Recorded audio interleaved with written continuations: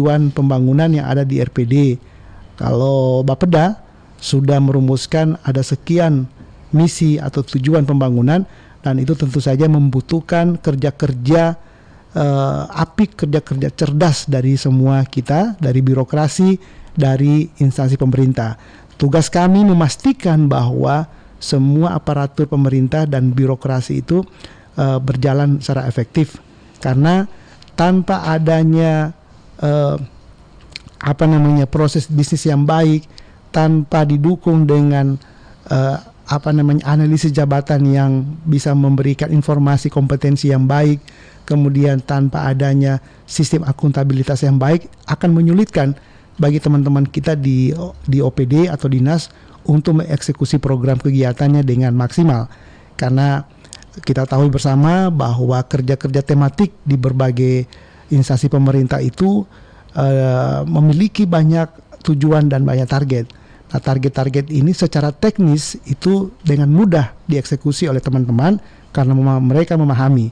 Teman-teman Dinas Pertanian sangat paham teknis tentang pertanian, teman-teman Perikanan Kelautan sangat menguasai hal-hal yang terkait dengan program perikanan kelautan. Tetapi simpul di dalam tata kelola pemerintahan yang baik itu ada di dalam simpul-simpul birokrasi, yakni birokrasi yang efektif dan efisien. Dan itu tugas kami di biro untuk membantu, mendampingi dan memberikan penguatan terhadap teman-teman di OPD agar terus meningkatkan kinerja itu tidak secara teknis saja, tapi juga di dalam simpul tata kelola pemerintahan.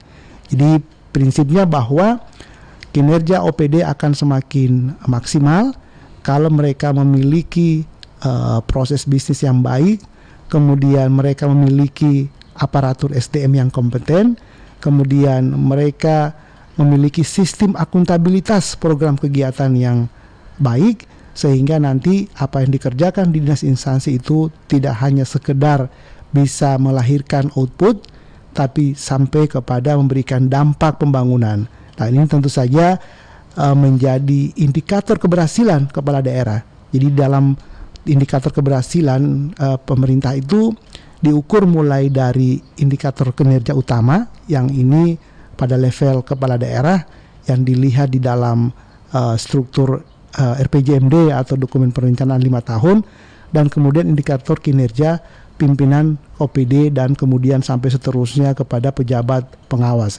Jadi memang akuntabilitas ini sangat penting dan saya memberikan perhatian yang sangat serius karena ini ibarat dalam tubuh adalah urat nadinya. Kalau urat nadi ini lancar bagus, maka aliran darahnya pun akan bagus. Kalau urat nadi ini bagus, kalau sistem akuntabilitas ini bagus, maka tentu saja aliran darah akan bagus, maka program kegiatan akan berjalan dengan baik dan tentu saja akan menghasilkan dampak yang baik. Sebaliknya seperti kalau tubuh kita, kalau urat nadi tidak bagus, tersumbat dengan kolesterol, aliran darah akan mandek dan akan berdampak kepada kesehatan. Inilah kira-kira ilustrasi kenapa sakit, kemudian proses bisnis, kemudian struktur ini sangat berguna sekali di dalam memicu, memperbaiki kinerja-kinerja OPD kita. Sahabat RH, saya masih menunggu, silakan untuk ikut berinteraksi, memberikan informasi, pertanyaan. Nanti juga saya akan berikan kesempatan kepada rekan-rekan saya di sini yang secara teknis menangani hal-hal yang saya sampaikan tadi. Silakan sahabat RH bergabung di 0811434932.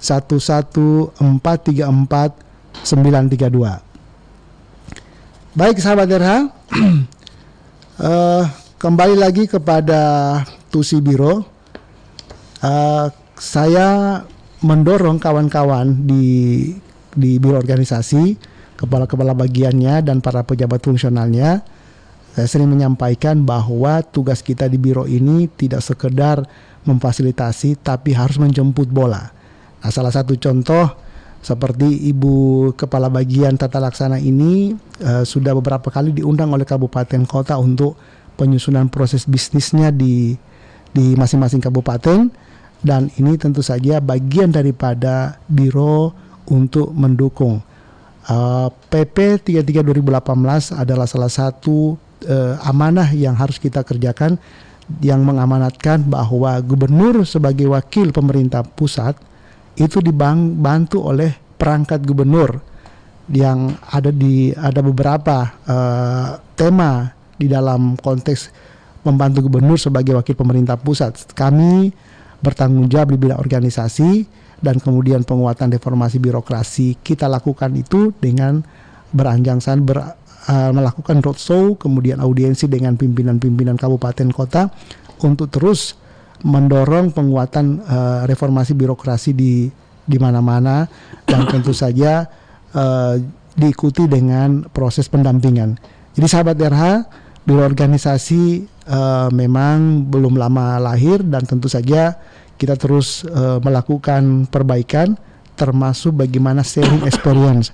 Alhamdulillah dalam setahun terakhir ini kami sudah mendapatkan beberapa kunjungan sharing experience.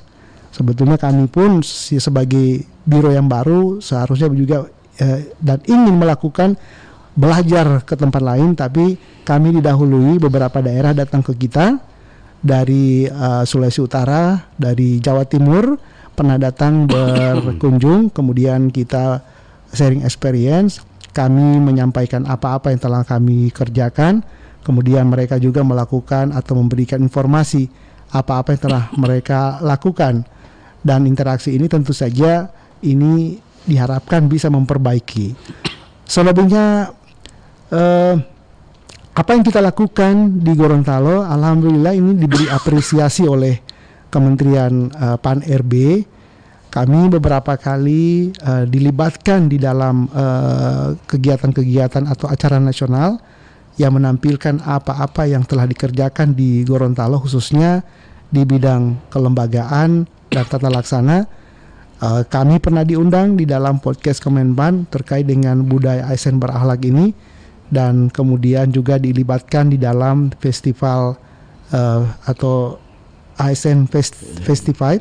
Itu juga bagian daripada kebanggaan kita sebagai provinsi yang terus memacu perbaikan di dalam tata kelola. Dan kuncinya sahabat RH tentu saja tidak hanya di ASN tapi di leadership. Alhamdulillah kita mendapat dukungan yang penuh dari pemimpin, dari kepala daerah kita, Pak Gubernur, Pak Wagub, dan Pak Sekda, dan tentu saja kerjasama yang baik daripada pimpinan OPD. Saya yakin dan percaya bahwa leadership tetap akan menjadi faktor utama yang sangat penting di dalam melakukan perubahan. Perubahan yang sahabat RH mungkin sudah dengar, sudah lihat, di mana-mana orang ngomong perubahan, di mana-mana orang ngomong transformasi, maka disitulah posisi kita hari ini, birokrasi yang mau tidak mau, suka tidak suka juga harus ikut mengantisipasi perubahan. Apa perubahan itu?